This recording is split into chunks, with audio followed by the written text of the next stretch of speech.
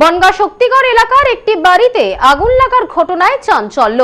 দমকল এবং স্থানীয় বাসিন্দাদের প্রচেষ্টায় আগুন নিয়ন্ত্রণে আসে।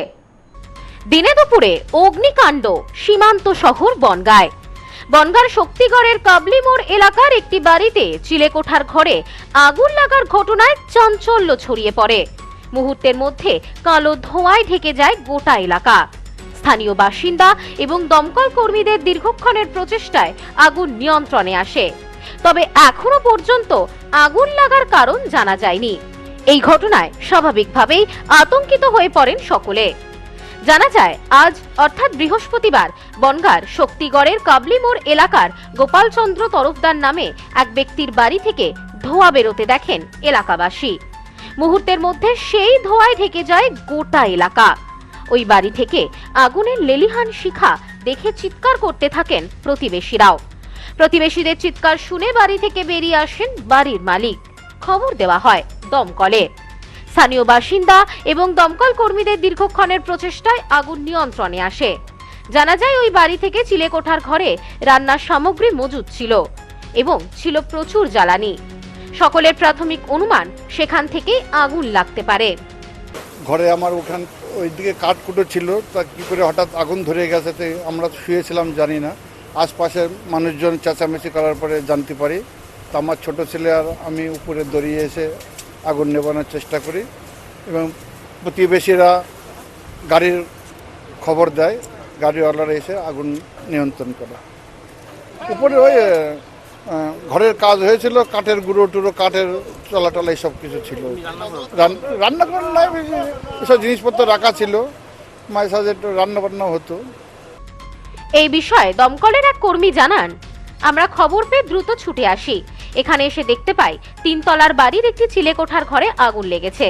এখানে রান্নার সামগ্রী মজুদ ছিল, ছিল জ্বালানি সামগ্রী। আমাদের প্রাথমিক অনুমান রান্না করা হচ্ছিল, সেখান থেকেই কোনোভাবে এই আগুন লেগে থাকতে পারে।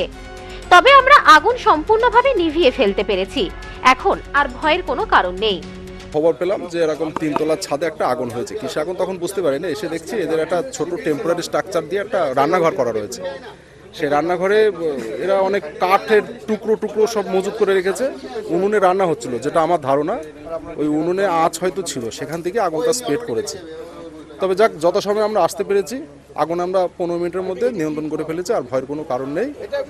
এবার ওনাকে প্রয়োজনীয় কিছু ইনস্ট্রাকশন দিয়ে যাব, দিয়ে আমরা বেরিয়ে যাব। দিনে দুপুরে এলাকার একটি বাড়ির চিলেকোঠায় আগুন লেগে যাওয়ার ঘটনায় চাঞ্চল্য ছড়িয়ে পড়ে বাসিন্দাদের মধ্যেও। এই বিষয়ে স্থানীয় এক বাসিন্দা জানান, আগুন লেগেছে শুনে ছুটে আসি। দমকল কর্মীদের সাথে আমরা আগুন নেভানোর কাজে হাত লাগাই, তবে আগুন এখন সম্পূর্ণভাবে নিভে গিয়েছে। আর ভয়ের কোনো বিষয় নেই। দূরেতে আগুন দেখে চলে এসেছি, সব পাড়াপাতি সবাই বন্ধু বান্ধব সবাই যা যা আওয়াজ পেয়েছি সবাই চলে এসেছি আমার ধরে। এসে দেখছি হয়ে করে আগুন ধরছে যে যার মতো বাড়িতে। এটা পাড়াপতি একটা দাদার বাড়ি হয়, সেই হিসাবে আমরা যতটা পারিছি জল দেওয়ার চেষ্টা করেছি।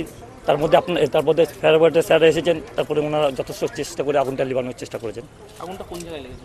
উপরে লেগেছে, রান্নাঘর ছিল, কাঠমাট ছিল, আগুনটা লেগেছে।